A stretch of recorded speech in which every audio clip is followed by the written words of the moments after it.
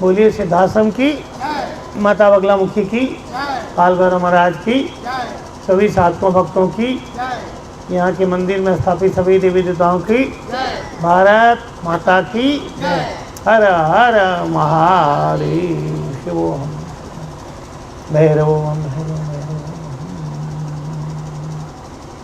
पहले हम लोग भगवान श्री गणेश जी को याद कर लें। गजाननं भूतगणाधिसेवितं कपित्थजम्बूफलचारुभक्षणम् उमासुतं शोकविनाशकारकं नमामि विघ्नेश्वर पादपंकजं।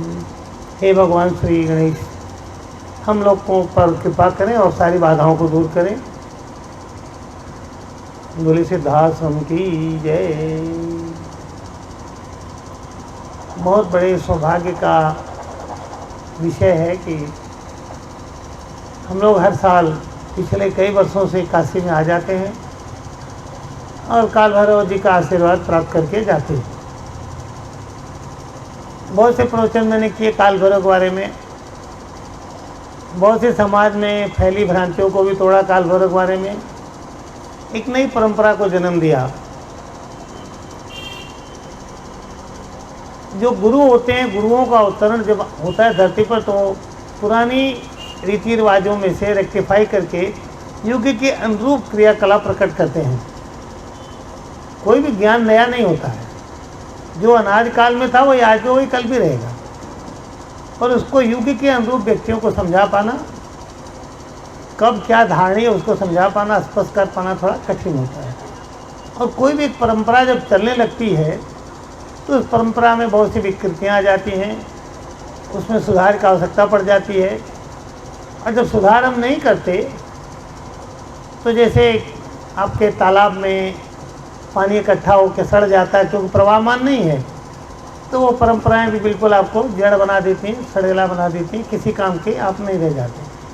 और इतनी भ्रांतियाँ हो जाती हैं कि आपके स्वतंत्रता का हनन हो जाता है और आपकी जो आंतरिक चेतना है, विकास आपका बौद्धिक, वो रुक जाता है, दब जाता है, मर जाता है। और ऐसा लगता है कि आपका अपना विवेक है ही नहीं है, हर चीज़ आप दूसरों से पूछने लगेंगे। चलो हम लोग मुस्कुराएंगे। आज दिन किसका है? काल भैरव की जयंती, बर्थडे टू काल भैरव। तो एक बार हम लोग बोलें हैप्पी बर्थडे टू डियर काल भैरव। सबसे प्रिय और मधुर प्यारे देवता का नाम है काल भैरव। आप बोलेंगे गुरु जी ये तो बड़े डेंजरस दिखते हैं। इनकी मूर्तियाँ भी लोगों ने इतनी इतनी भयंकर भयंकर बना दी जगह जगह। कहीं के जहाँ उनके मंदिर बने ना, ऐसा दांत निकालेंगे, हाँ बड़ा बड़ा, इतनी विभत्स वो नहीं है वो। अब शंकराचार्य जो लिख रहे हैं, स्तोत्र पढ़ो, श्याम कायम आदि देव दैव तुम निरंजन, कितना सुंदर वर्णन किया उन्होंने कि देवराज सेव्यमान पावन आदि पंकजम व्याल के सूत्र में शेखरम कृपा करम। उनकी तपस्या में सब खड़े हैं, इंद्र भी खड़े, नारद सब खड़े हैं। पूरा वर्णन पढ़ो, शंकराचार्य उनका सौंदर्य का वर्णन कैसा कर रहे हैं। इतने सुंदर देवता लोगों ने ऐसा भयानक बना बना खड़ा कर दिया। और यही नहीं, कहीं के उनको एकदम नंगा ही खड़ा कर, उनको तस्वीर बना दिया, नंगा बना दिया, दिगंबरम का अर्थ लगा दिया कि बिल्कुल नंगे हैं। दिशाएं ही जिसका वस्त्र हो, इसका मतलब इतना विस्तार है कि कोई उनको कपड़े में ढके नहीं जा सकते, विस्तार ही इतने हैं। सर बड़े नंगे घूमते, कोई नंगे शिव भी नहीं घूमते, नंगा कोई नहीं घूमता है। हमारे गुरु जी बोलते पशु पक्षी, उनको भगवान ने पीछे पूंछ लगा दी है ढकने के लिए। तो जब पक्षियों को भी, पशुओं को भी भगवान पूंछ लगा ढक दे रहे, तो आदमी को ढक नहीं लेना चाहिए। नहीं नहीं, वो तो लिखा है, अब ऐसा है। हमारे दादाजी तो पहले नंगे रहते, उनको कपड़ा नहीं अटता था, और चप्पल तो पहनती नहीं थी, चप्पल था ही नहीं। पहले ज़माने लिख दिया किताब में कि देखो बिना नंगे पाँव जाना चाहिए मंदिर में। क्यों नंगे पाँव जा रहे थे? उनके पास चप्पल था नहीं। आज भी हम नंगे पाँव जाओगे मंदिर में? अरे चप्पल है, चप्पल से जाओ। पहले ज़माने तो जूता टांग लेते थे डंडे पे कि जूता खराब नहीं हो, जूता होता ही नहीं था। पहले ज़माने पॉलिस्टर नहीं होता तो पॉलिस्टर कपड़ा मत पहनो। पहले ज़माने मोबाइल नहीं था, किसी किताब में तो मोबाइल लिखा नहीं है, मोबाइल रखो। तो मोबाइल तक के साधना मत करो, साधना खंडित हो जाएगी। तो थोड़ी है, हर चीज़ जो लिखी है अगर उचित लगती है अपने विवेक से तो उसका पालन करना चाहिए। धर्म की परिभाषा ये है कि देश काल पात्र के आधार पर जो आवश्यक, जो धारणीय, जिससे हमारा कल्याण होता हो, जिससे हमारा उदय होता हो, उन्हीं क्रियाओं को धारण करना चाहिए। और धर्म कोई क्रियाकलाप कर्मकांड नहीं होता है, समझे कि नहीं। धर्म में ये कहीं नहीं लिखा है कि तुम जनेऊ नहीं पहने हो तो तुम ये नहीं कर सकते, और तुम ब्राह्मण हो तो ये नहीं कर सकते, क्षत्रिय हो तो ये नहीं कर सकते। हर एक के नियम अलग हैं, स्त्री के नियम अलग हैं, बुढ़े के नियम अलग हैं, जवान के नियम अलग हैं, बच्चे के नियम अलग हैं, सबके नियम अलग हैं। हर एक पर एक ही नियम नहीं लगाया जा सकता। और सबसे बड़ी बात है कि उपदेश वो देते हैं जो एक का उपदेश का पालन स्वयं नहीं करते। कौन से पुराण में किथ्या में यह लिखा है कि हर पल मुंह में पान भरे रहो, जगह जगह थूकते रहो, धरती गंदा करते रहो? ये भी कहीं लिखा है क्या? तांबुल लिखा है, तांबुल सेवन लिखा है, और उस तांबुल में 300 नंबर का ज़्यादा, 600 नंबर का ज़्यादा, ये भी सब भी लिखा है क्या? माणिक चंद ज़्यादा, गुटखा प्लस, ये भी लिखा है कहीं? भैरव जी को लिखा है कि इनको चढ़ाना चाहिए, तो लिखा तो शहद है चढ़ाने के लिए, और लोग क्या चढ़ा रहे हैं? अब आएंगे बोलेंगे गुरु जी किताब में तो लिखा है कि उनको दारू चढ़ाओ, शराब चढ़ाओ, सुरा चढ़ाओ। अरे सुरा है कि असुरा है? सुरा मतलब देवताओं के सेवन के योग्य वस्तु। कौन सा देवता दारू पी के धूत है, मुझे बताओ? कभी देवता नशे में रहता है क्या? भैरव जी नशे में रहेंगे तो आपको कुछ करेंगे? भला करेंगे? आपको पहचानेंगे नहीं तुम कौन हो। और मैंने अपनी सब बहुत सी किताबों में भैरव जी शराब पीते कि नहीं पीते, मुर्गी मुर्गा चढ़ाना चाहिए कि नहीं, बकरी बकरा काटना चाहिए कि नहीं, कामाख्या बलि लेती है कि नहीं, सब बहुत लिख रखा है। आप उन किताबों का सहारा लें, समझें, अपने विवेक को मरने नहीं दें किसी व्यवस्था में। वही काम करें जिससे आपकी आत्मा को संकोच नहीं हो। मान लीजिए कि आप शराब पी लेते हैं खूब भैरव जी के नाम पे, भैरव जी का प्रसाद है, ठीक, तो पीने के बाद आप अपने घर में मुस्कुरा के जा सकते हैं अपनी माँ के सामने, पत्नी के सामने, बिटिया के सामने? उत्तर दीजिए। ऐसी कौन सी माँ, पत्नी, बिटिया या घर वाले, भाभी, जो भी परिवार में, या पिता ही पुरुष से कोई, वो उस बेवड़े को पसंद करेगा घर में एंट्री लेते हुए जो धूतो कहता हो? कोई पसंद करता है क्या? तो धर्म का मतलब क्या है? आपके जितने कर्म हो, जितने आचरण, सब सदाचार युक्त हो, ऐसे हो कि आपको देखते आपका कुत्ता भी प्रसन्न हो जाए, बिल्ली भी प्रसन्न हो जाए, पेड़ पौधे प्रसन्न है, मम्मी प्रसन्न, बच्चे सब आपके गोद में खेलने लग जाए। अब धुत पापा घर में घुसेंगे तो हालत क्या होगी बच्चों की? और कल को आपके बच्चे उसी कलम पक्के हो जाएंगे। फिर आप बोलेंगे हम तो भैरव जी को वास्तव है ना, हम तो भैरव जी की बड़ी तपस्या करते हैं गुरु जी, और हम काली के वक्त हैं गुरु जी, हम तो खून रोज चढ़ाते हैं। कोई काली किसी खून वून नहीं पीती। ये सब हमने बहुत लिख रखा है। चलिए, तो भैरव जी को बदनाम न करें आप लोग। भैरव का तात्पर्य है कि जो हमारे जीवन के जितने भी आवाज़ से उत्पन्न भय हैं, भय मीन्स भय, रव मीन्स साउंड, आवाज़, नीरव जहाँ आवाज़ नहीं हो, आरव धीरे धीरे आवाज़ आ रही हो, रव भीषण रव, भयानक रव। रव माने क्या होता है? आवाज़, साउंड। फट से अभी कहीं बम गिरे और जोर से आप डर जाएंगे। एक सांप भी कहीं सन्नाटे में सरसरा जाए तो आप डर जाएंगे। तो डर पहले आवाज़ से ही आता है, या फिर कोई घूर दे तो भी आ जाता है। किसी भी स्थिति, परिस्थिति या वस्तु के कारण अगर आपके जीवन में भय उत्पन्न हो रहा है, समझे कि नहीं, उस भय से आपकी जो रक्षा कर जाए उसको कौन सा देवता कहते हैं? भैरव। और इस भैरव के बहुत स्वरूप हैं। उसमें से एक महाभैरव स्वरूप जो होता है, या जिसको हम केवल भैरव बोलते हैं। बाकी उनके प्रमुख 52 स्वरूप हैं। उसमें भी 8 भैरव प्रधान स्वरूप अलग मान लिए जाते हैं। बाकी भैरव कोई गिनती नहीं कर सकता। जितनी शक्तियाँ उतने भैरव। हर शक्ति की रक्षा के लिए भैरव होता है। और हर कण में शिव है तो हर कण में शक्ति है, तो हर कण में भैरव भी है, उस शक्ति के स्थापना के और संरक्षा के लिए। भैरव शक्तियों के संरक्षक देवता है। आपके शरीर में जितनी शक्तियाँ हैं, बड़ी बड़ी कौन सी शक्तियाँ हैं? ज्ञान शक्ति, क्रिया शक्ति, इच्छा शक्ति। अब आपका ज्ञान ही भटक रहा हो, या कोई डरा के आपसे दूसरा काम करवा ले, आपका ज्ञान करे कि ये काम नहीं करना, डर के मारे कर रहे हो, तब वहाँ कौन बचा सकता है? केवल भैरव। तो आपकी प्रमुख जो 3 शक्तियाँ, ज्ञान शक्ति, क्रिया शक्ति, इच्छा शक्ति, इनकी भी संरक्षण के लिए भैरव चाहिए। और अगर आपके कोर्ट कचहरी, मुकदमा, पुलिस इत्यादि भय पड़ताल का भी भय है तो भी आपको भैरव की आवश्यकता है। और साधना जगत में बिना भैरव के कोई भी सिद्धि किसी को प्राप्त नहीं होती। अर्थात साधना जगत में गणेश के बाद तुरंत भैरव की आवश्यकता पड़ती ही है। गुरु, गणेश, गायत्री, भैरव, साथ में हनुमान, इन 5 के बिना आप किसी भी महाविद्या साधना में, चाहे लक्ष्मी हो, चाहे काली हो, चाहे दुर्गा, आप जीवन पर्यंत सफल नहीं हो सकते। तो भैरव जी बड़े महत्वपूर्ण देवता हैं और काशी तो भैरव जी का भाई क्षेत्र है।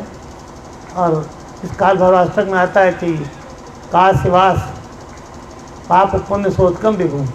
काशी में रहने वालों का पाप और पुण्य का निर्धारण कौन करता है? काल भैरव। ग्रहों को जरूरत नहीं पड़ती हाथ लगाने की, वो कर देते हैं। और इसका मतलब ही नहीं ग्रह यहाँ सताते नहीं हैं। लोगों ने भ्रम पा लिया काशी में नौग्रह नहीं सताते किसी को, ऐसा है ही नहीं है। ग्रहों को डिपार्टमेंट मिला, वो को सताएंगे जरूर, चाहे आप कहीं भी रहो। आपके कर्म का फल देना ग्रहों का अधिकार है, जो कुछ आप कर गुजरे अभी कर रहे हैं। अब अगर भैरव लोग न हो तो नौग्रह भी किसी को दंड दे नहीं, उनको भी जो रेगुलेट कर रहे हैं वो भैरव हैं। ये मत अर्थ लगा लेना कि नहीं हनुमान जी हैं तो नौग्रह शनि नहीं सताएंगे और काल भैरव तो नौग्रह नहीं सताएंगे काशी में, ऐसा नहीं है, सब सताएंगे। लेकिन शास्त्र ये भी कहता है कि शनिदेव जितना दंड देते हैं उससे 32 गुना ज़्यादा दंड देने वाले देवता का नाम है काल भैरव। अर्थात अगर उनका डंडा चल गया तब तो जब पुलिस किसी को जीवन भर प्रताड़ित कर डालती है ना, तो किसका डंडा होता है वो? इसीलिए काशी में कोतवाल को कहते हैं काल भैरव। काशी कोतवाल मतलब भैरव। तो आप समझो कि उनकी अपने जीवन में कितनी बड़ी आवश्यकता है।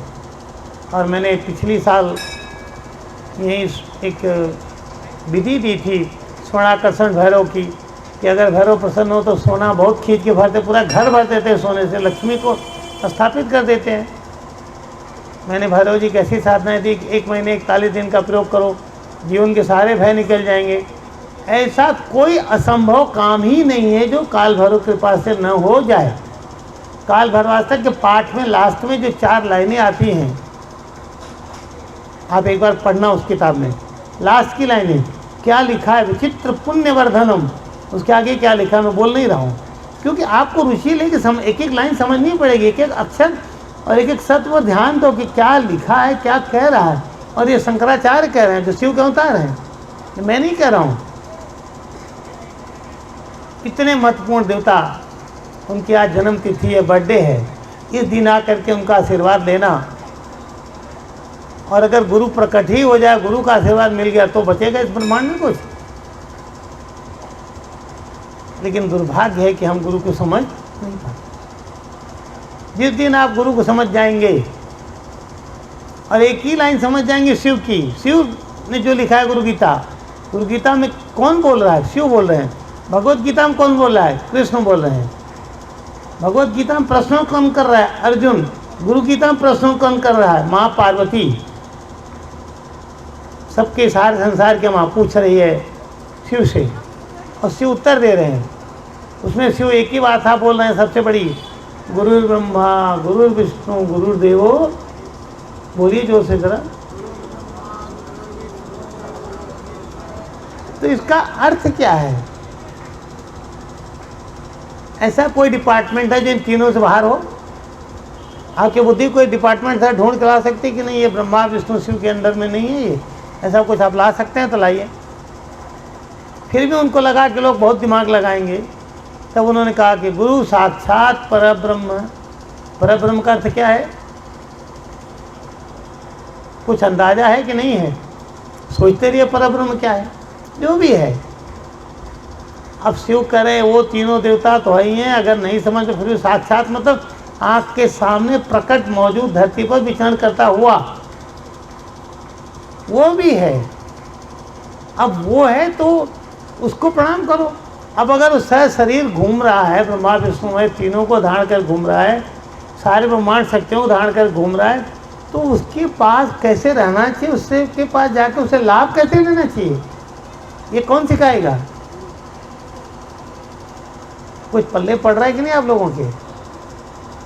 वैसे तो आप लोग ज़्यादा ही होशियार हैं कि क्यों टाइम बिगाड़ें, क्यों जाएं गुरु जी के पास, क्या मिल जाएगा।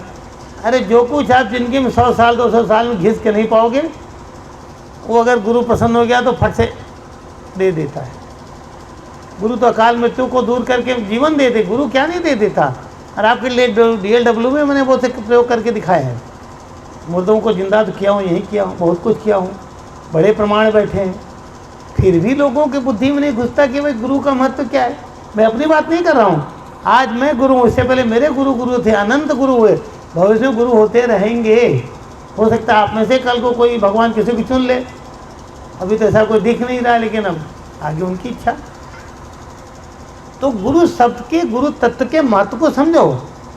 इस दुनिया में असंभव नाम की कोई सत्ता नहीं है, बस सत्य गुरु कृपा हो जाए तो। इसलिए बगला मुखी माँ क्या बोलती है? असंभव कुछ भी नहीं, नाउ नथिंग इज इम्पॉसिबल। और आपकी दुर्दशा क्या है, दुर्भाग्य क्या है? आप हर चीज़ असंभव ही लगती है। क्या भाई, क्या हाल है? अरे गुरु जी कुछ है नहीं, गुरु जी अरे हो जाएगा। अब क्या होगा गुरु जी, अब कोई उम्मीद नहीं गुरु। और मैंने बार बार एक प्रवचन में एक चीज़ समझाई है, अगर आपने अपने दुर्भाग्य पर, किस पर, अपना खुद का ठप्पा मार दिया कि मैं अभागा हूँ, मेरा कुछ नहीं हो सकता, तो न ब्रह्मा न विष्णु न शिव न दुर्गा न गुरु कोई आपका भला नहीं कर सकता। क्योंकि आपने एक्सेप्ट कर लिया, आपने मान लिया कि आपको भूत ने पकड़ा तो आपको भूत ने पकड़ा है। भले मैं कहूँ कोई भूत नहीं, आप लोग ने भूत है, मैं बोलूँ नहीं है, आप लोग है। मैं डॉक्टर बोलो तुमको बीपी नहीं है, तुमको ब्लड प्रेशर नहीं, तुम बोलो नहीं हमको बीपी में ब्लड प्रेशर भी है, मान लो, मान लो तो तुम्हारा उद्धार होने वाला। मन के हारे हार है, आप मन से हारे हुए हो, इसलिए जीवन में किसी भी क्षेत्र में आप सफल नहीं हो रहे हो। आपके चेहरे पर मुस्कान ही नहीं, तेजी नहीं है, क्षमता ही नहीं है, कहीं भी आपके न शरीर में लक्षण है न वाणी में लक्षण है। जब देखो जब निगेटिव है, एकदम महा निगेटिव, ऐसा निगेटिव लगता है कि भगवान मर गए क्या। आप लोग क्या लगता है भगवान मर गए, मर जाएंगे? जो आपका पालन हार, आपका सृजन करता जिंदा है, आपके माता पिता शिव पार्वती जिंदा हैं, तब आपका मुंह क्यों लटक जा रहा है, क्यों हताश हो जा रहे भाई? तो जागो, अपनी क्षमता को पहचानो और उस अपनी क्षमता से अपना ही नहीं पूरे विश्व का कल्याण कर जाओ, तब तो तुम्हारा मनुष्य जीवन लेना सार्थक है। अन्यथा तुम धरती पर बोझ हो, बिना बात के आए हो, जैसे पशु घूम जैसे तुम भी घूम रहे हो, कोई अर्थ इस जीवन का नहीं है। लक्ष्मी में बहुत दम नहीं है तो भाग जाए, पर लक्ष्मी देखती है। उद्योगिना भी पुरुष सिंहम उपैत लक्ष्मी, लक्ष्मी उन व्यक्तियों के पास जाती है जो मेहनती होते हैं, परिश्रमियों में भी जो शेर होते हैं। गीदड़ों वाले पुरुषार्थियों पर लक्ष्मी नहीं जाती है। उस लक्ष्मी को समझो, जीवन के सारे भय को काट के फेंक दो। और भय तीन ही प्रकार के कष्ट हैं सारे, दारिद्र, गरीबी, दुख, कोई न कोई बात का दुख, और भय कोई न कोई चीज़ का डर, ये तीन ही चीज़ है, तीनों को काट के फेंक देती है।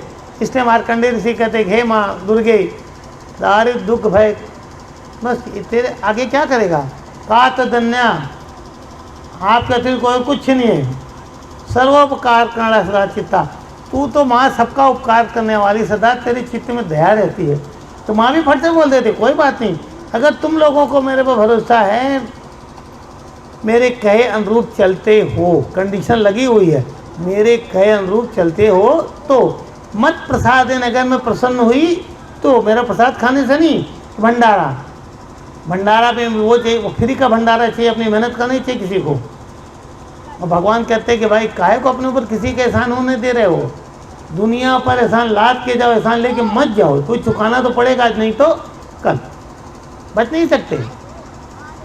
तो माँ बोलती है सर्वाबाधा निर्मुक्तो धन धान नित्य, चिंता मत करो, मैं प्रसन्न हुई, धन भी भर दूंगी, खाने पीने भंडारा भर दूंगी, नाती पोते सब भर दूंगी, वैभवान बना दूंगी, क्योंकि इस ब्रह्मांड में मेरे अतिरिक्त कुछ भी नहीं। माँ स्पष्ट बोलती है, मत्ता प्रकृति पुरुषात्मक, ये पूरी प्रकृति और पुरुष सब जो कुछ है पूरा ब्रह्मांड मेरी इच्छा से, यम कामयतम उग्रम तम ब्रह्मा तम विष्णु तम रुद्रम करोमि। मैं जिसको चाहूँगी उसको ब्रह्मा बना दूंगी, इंद्र बना दूंगी, रुद्र बना दूंगी, विष्णु बना दूंगी। अरे वो तुम्हें भी विष्णु बना देगी, लेकिन तुम्हारे मन में संकल्प हो कि माँ मुझे विष्णु बनना है। अब विष्णु बनना है, तुम्हारे मन में संकल्प ही नहीं है। मैं बोलूँ विष्णु बना देगी, आप देखोगे उधर उधर क्या हो रहा है। आपको विष्णु बनने में इंटरेस्ट नहीं है। अगर विष्णु बनने में इंटरेस्ट होता तो आपकी आँख मेरी आँख से हट ही नहीं सकती। और जब अपने गुरु की प्रश्न सुनता था ना, तब मेरी आँख एक सेकंड के लिए उनके चेहरे से नहीं हटती थी। यहाँ तो लोग बैठे, अर्जुन के जैसा परीक्षा में गए, कौरव भी गया, अर्जुन भी गया। भैया क्या देख रहे हो? सब देख रहा हूँ। जाओ। अर्जुन पूछे तू क्या देख रहा? बोला चिड़िया कहाँ है, तो मार दे बाण। आने वाले सब देख रहे हैं, इधर भी उधर भी, उसी में मन भी कहीं जा रहा है। कहाँ से विष्णु बनेंगी? और मैं कह रहा हूँ अगर विष्णु बनने का संकल्प आपने ले लिया, ठान लिया, तो आप विष्णु बन जाएंगे कि नहीं बताइए? कौन कौन से लोग को लगता है कि हम बन सकते हैं? जरा हाथ ऊंचा करें तो। बाकी को लगता है हम बन ही नहीं पाएंगे। अब जिन्हें पक्का हो गया कि हम विष्णु नहीं बन पाएंगे, बराबर, तो विष्णु की पत्नी कौन है? जोर से बोलिए। तुम उनके घर में लक्ष्मी कैसे आएगी, मुझे समझाओ। भाई आप विष्णु बनेंगे नहीं, लक्ष्मी आप घर में आएगी नहीं, तब ऐसा व्यक्ति कैसे सोच रहा है कि हमारा भाग्योदय हो जाएगा? अब उसको मैं कौन सी विधि बताऊं, कौन सा अनुष्ठान बताऊं, कौन सा टोटका बताऊं, कौन सा मस्जिद मंदिर बताऊं जहाँ वहाँ गंडा धागा ताबीज पहन ले? अरे तुम्हारे मन में विष्णु बनने की कामना ही नहीं है, तुम लक्ष्मण बन ही नहीं सकते। Chapter close. बोलो बगला माई की जय। अब अगर दोबारा प्रश्न पूछा जाए तो भाई कौन कौन से लोग ऐसे हैं जो लक्ष्मी को अपने घर में कुछ भी करके बिठाना ही चाहते हैं? वो लोग हाथ ऊंचा करें जरा। हाँ थोड़ा मैं देख लूँ सबको। बोलने से नहीं उठवाया जाता। चलो ठीक।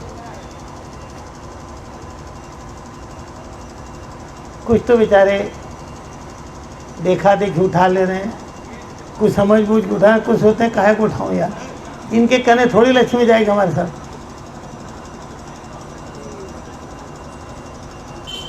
मंत्रे तीर्थे द्विजे ब्राह्मणे गुरु इत्यादि इत्यादि वैद्य, बहुत सारा लंबा लाइन है। इन लोगों के प्रति जिसकी जैसी आस्था है, सिद्धि भगवती तादृशी, उसको उसी प्रकार की सिद्धि होती है। अगर आपको भरोसा है कि गुरु हैं, ब्रह्मा विष्णु महेश की शक्ति से युक्त हैं, ये कहेंगे तो लक्ष्मी जाएगी तो जाएगी, और भरोसा नहीं तो लक्ष्मी नहीं जाएगी। मुस्कुराई बोले बगला माँ की जय।